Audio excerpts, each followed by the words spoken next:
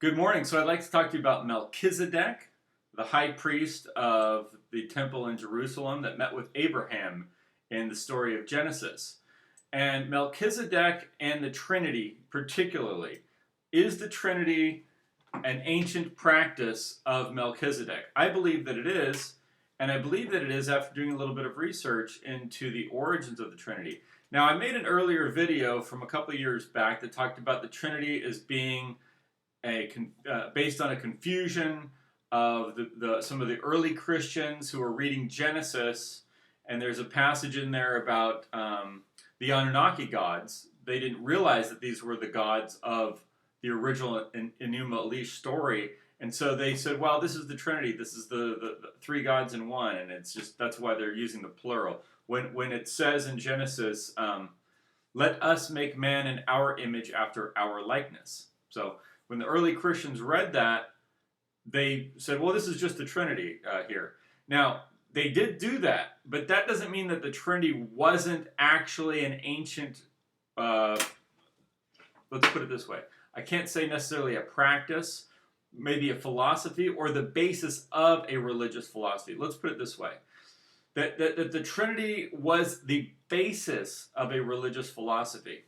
And what you have to understand is when you see solar themes in the Bible, when you see solar themes in the Bible, that does not mean that the ancient Israelites are worshiping the sun or the moon or the planets or anything like that. It means that the stars tell a story. And so what the ancient Israelites did that was different than the other religions was the other religions would make a story about the gods in the sky, which are the stars and the planets, and then they would say that these are gods. The difference in the Israelites is they took these solar phenomena and didn't say they were gods. They said that these were characters in their stories. These were their ancestors. These are stories about their ancestors. Now, why is this important? You have to understand that everything that takes place in the sky day and night tells a story. Everything that takes place in the sky, day or night, tells a story. It's telling a story. It's the story of the sun going across the sky. It's the story of, the planet Venus appearing in the sky. It's the story of the moon going through its phases. So it's telling a story, and it's telling the same story over and over and over and over again forever. Okay? So this is what's occurring in the sky.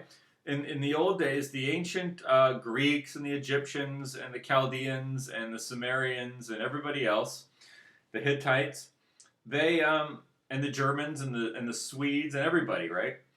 The Native Americans, they made these into stories. These are the stories of the gods because it's the same story occurring over and over and over and over again. So you can go out and look at it in the sky. So it's written in the sky. So what the Bible did, and what the other ancient religions did, is often they would take those stories and write them down on a piece of paper into a book, and that book would be conveyed. It would convey the story of what's happening in the sky. But then people wouldn't see it in the sky; they would see it in a book, and they would not necessarily know that this is a story about something occurring in the sky, unless it's real obvious, like the story of Apollo or the story of, I don't know, Osiris or something. Something obvious, Ra versus whatever. Ra versus Set, right? That's pretty obvious that that's taking place in the sky. With the Bible, it's not as obvious. Why is it not as obvious? Because it's a story of people. And it says that these are people, right? It says that, you have Adam and Eve and Abraham and Sarah and all these other people from the Bible, right? And so it's not as obvious that these are stories about people, but they're based on solar phenomena or occurrences in heaven. And so this is what you have to understand is the Bible's constantly telling you that these things will be signs from heaven, signs from heaven. So it's a message from heaven. It's a message coming from heaven. So what am I saying here? Well, the first clue that I had was this clue here, which says that John 1 no, I'm sorry, 1 John chapter 5 verse 7. Now it's interesting when I read this to you, you'll realize that the Trinity is so confusing for people, and people so disliked it that some of the later translations of the Bible, like the modern translations, wrote the Trinity right out of the Bible. Like they hated it that much. They hate it. The Muslims hate it. The Mormons don't have it. I don't think. I don't know. I haven't really. I just know what I know about them. I don't know a lot about the Mormons. The Jehovah's Witnesses don't have it. They've really tried to do away with the Trinity. And I was under the same impression, but I'm not anymore, and I'll tell you why. I'll tell you why in a second. But first of all, read this passage. I'm going to show you how they try to do away with the Trinity. Here's an example. In the King James Bible, it says, "For there are three that bear record in heaven." Do you get that? There are three. There are three that bear record in heaven. Well, where's heaven? Heaven is right there. You can see it with your own eyes. This is not something you can't go out and look at. So when 1 John chapter 5 verse 7 says it's bearing record in heaven, well, that's, you can go look at that. This isn't some place, that you can't go out and see. So you can see it with your own eyes is what I'm saying. And so what does it say? It says, "For there are three that bear record in heaven, the Father, the Word, and the Holy Ghost. And these three are one." Now, these other versions of the Bible try to change this. Here's an example of another Bible trying to change this. The Berean Standard Bible. I don't even know what this is, but it says, "For there are three that testify, the Spirit, the water, and the blood. And these three are in agreement." Well, is the Spirit, water, and blood in heaven? No. So these are people that didn't like the Trinity and tried to come up with some other thing for it. Do you understand? So they tried to change the Trinity to make it make sense to them, because they didn't know what this thing was in heaven that's being described. But you will in a second, because it's pretty obvious. So now here's another one. The NASB Bible from 1977. See, these are very modern people that are trying to erase the Trinity because they don't know what it is. It says, "And it is the Spirit who bears witness, because the Spirit is the truth." Okay, they just totally eradicated it. Interesting. Okay, so anyway, those are some examples. That's what I wanted to show you. Some examples of modern Bibles trying to do away with the Trinity because it was so confusing. Of course, the Muslims were some of the earliest to do that. But there were earlier. There was always people trying to do away with the Trinity. And the reason is because they didn't know what it was. It totally confused them, and there was nobody to explain it to them. So it's not like there's nobody that, like, somebody. Okay, this tradition of the Trinity is so old that once the religion changed, there was no one to explain it because it didn't relate to anything in the new religion. Do you understand? But it actually does, because the entire religion is based on it. So let me explain something to you. There was a document found in the I believe it's an Ugaritic text, and it's like a little poem or a myth called. It's known as the Gracious and Most Beautiful Gods, and it comes out of Jerusalem, I believe. But it's an Ugaritic text, I believe. So I don't know everything about the text, and I'm not going to go into it in detail. But what I want you to know about it, you can look it up yourself. It's called an Ugaritic myth known as the Gracious and Most Beautiful Gods. Okay? And it talks about Shalim, and what's the other name? There's Shalim and Shahar, I believe. Okay. Oh, yeah. Yeah. Okay. So there's there's basically like three positions of the sun: dawn, high noon, and sunset. Right. And so what you'll find when you read this poem is that this was a tradition in Jerusalem, in ancient Jerusalem, before, when you talk about Melchizedek, right? Melchizedek. And Abraham goes to see Melchizedek, right? And Melchizedek blesses Abraham. He's the high priest of the temple there. Now, the tradition of that area at the time in the temple was the Trinity. And the Trinity is dawn, high noon, and sunset. And of course, dawn is associated with the Father. And high noon is associated with the Son. And sunset is associated with the Holy Ghost. And that's the Trinity. And the three are one. Because it's the same light, isn't it? Is the same light that you see at dawn is the same light that you see at noon, and it's the same light that you see at sunset. So there's three lights, but there's one light. It's only one light in three phases. So what the Trinity is in the ancient religion is the three phases of light. The three phases of light. The Father, the Son, the Holy Ghost. Those are the three phases of light. Because this is a cult of light. If I could convey anything to you, it's that this religion is a cult of light. It's all based on light. And it's not a worship of physical light. It's a worship of the truth. Because Melchizedek's name means, I believe, the King of Righteousness. The King of Righteousness. And the Son is associated with righteousness and always has been, both in Jerusalem and also in Babylon with Shem. Shem is the sun god of Hammurabi, who gives him the law. Who gives Hammurabi the law. Hammurabi's law code came from Shem, the sun god of righteousness. And in Jerusalem, Melchizedek is the king of righteousness. So, and their practice, their ritual practice of the religion has to do with the Trinity. It has to do with dawn, noon, and sunset. And that is the religion, and that is the Trinity. And the three lights are one light. So that is the Trinity. Now, the other interesting thing about the story of the gracious gods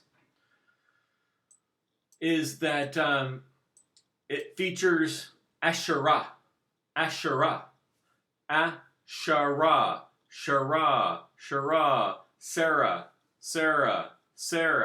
Sarah. Do you get it? Sarah is Venus. Sarah is Columbia. Sarah is Lady Liberty.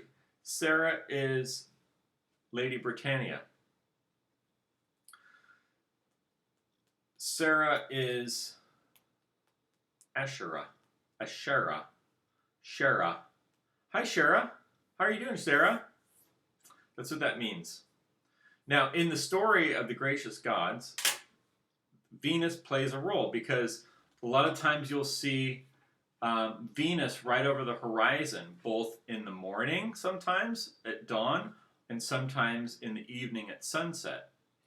So that is, and so in the story, baby Jesus is nursed by his mother, Mary, right? So Mary is Sarah. Mary is Columbia. Mary is Lady Liberty. Mary is Sarah. So it's Asherah or Ashtoreth. Now here's the difference. Now in the Bible it tells the Israelites to go into Canaan and smash up all the idols of Ashtoreth, which were idols because they're idols, right? And so the fact of the matter is that's part of the Bible. But then what did the Israelites do? They made Ashtoreth into one of their ancestors. They did this with the Egyptian books, and they did this with the other books of the other religions. Is they made their gods into the ancestors of the Israelites themselves. So these are my ancestors, they would say. So Atum, the god Atum of Egypt, is now Adam, the first man. You see, they turned a god into a man. They turned a god, Atum, into the man Adam. They turned a goddess, Asherah, into their ancestor, Sarah. Do you understand how they did that? Because that was part of the religion, is they didn't have other gods. And because they didn't have other gods, they turned the gods into their ancestors in the story. So they kept the tradition. So this is why the traditions of the Bible, through the Israelites, are rooted in the older pagan religions. Because the Israelites aren't just... The Israelite race came out of the other races. It came out of the other races of that region. So they just came out of that they didn't come from somewhere else. So they came out of that, and they came out of these traditions, but then they changed it because they changed their religion. And that dramatic change in religious philosophy occurred around 1000 BC or earlier. Probably closer to, it actually probably started around the time of Ramesses II, which was, I believe, around 1200 BC. Now, why Ramesses II? This was a time when there was a lot of turmoil, and there were let's not call them Israelites. There were people who had remained in Egypt after the Hyksos purge in 1550 BC. There was a race. So Ramesses had red hair, just so you know. He had red hair. And so he was a redheaded man, which means he was a white man. I don't know. I mean, he was a ginger. So he was whiter than me, because redheaded people are white. They're white. I can go get a suntan. Maybe he was tan, though. But he had red hair. He had, like, golden red hair. And then there was this other race, which we know as the Amorites, okay? They came down into Egypt. Well, they actually ruled Egypt around from 2000 BC until 1550 when they were purged. So the interesting thing about ancient history is there's a bunch of lost history before that, because history begins in Egypt. The recorded history begins with the Hyksos ruling Egypt, and they weren't from there. They weren't the original Egyptian royal bloodline. The royal bloodline was reestablished in 1550 BC by Ahmoses. But that's another story. So what am I getting at here? I don't know, I went off the rails, didn't I? Point of this is that at some point the religion changed, and it changed for various reasons that I'm not going to go into here. I could make a whole video about it, but I'm not going to right now. And I have mentioned it in other videos. So at some point the religion changed, and then these people who decided to abandon the gods of Egypt because they weren't Egyptian. They were another race from the north, like up in they were from the Caucasus region that had come down. Okay. They abandoned the Egyptian gods and said, "We're not Egyptian, so those aren't our gods. We're going to have our own thing." And this became the religion of the Israelites. And then the Greeks came in, and people from the West came in and further evolved the religion, because the religion started out still very pagan in the beginning. It was a very pagan monotheism in the beginning, and then it became more and more and more and more refined through philosophy. It became more refined through philosophy with the introduction of the Greeks, the Greek people, or people from Europe, started coming in waves into Egypt and Canaan, and in the northwestern territory near Assyria. They started coming in waves beginning around 1200, 1100 BC with ships. It just came down and just kept coming down. So all the flow of population was coming from the northwest, from Europe, in the Mediterranean, through Canaan and down into Egypt, until finally with the Greeks under Alexander, they took the whole continent, and they took all of they took everything, all of Chaldea and Iraq and all the way to India and Afghanistan. They just took everything. So the population was coming from west to east, from west to east, from west to east for a long time. and that didn't reverse until after the Roman period. So this video is 20 minutes here, so I'm going to end off. But so the point is that in the story of the gracious gods, which goes over the Trinity, that's where the Trinity comes from. It also features Asherah, which is Sarah, which is also Mary, which is also the mother of Horus. What's that one? Isis. Yeah, Isis. I believe that's Isis too. Anyway, so that's the story. A lot of that stuff has been retained in the Catholic Church and in the different, not just the Roman Catholic, but all the Orthodox religions of Christianity. And so that's actually the closest thing to the original religion. So now in that, you have the religious practice and ritual, and in those rituals and practice, there's a philosophy. So the philosophy is actually the purest part of it, but you get there through the practice and the ritual and the symbolism and all that kind of stuff is what the philosophy rests on. So that's like the capstone resting on the base of the pyramid, which is all of the ritual and the tradition and the symbolism, and at the top of that would be the philosophy. And that philosophy is the truth, or the logos, or justice, righteousness, truth, virtue. That is Christ. That is what is. I can't go. There's too much to talk about right now.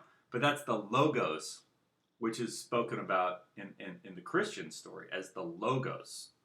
Right? That's the key thing. In fact, what I could tell you is the only thing you really need to know is the logos, because it is the most important thing. That's the truth that comes to you through your soul from God. That's the logos. That's the logos. It's the truth that comes to you via your soul or your conscience from God. That's the logos.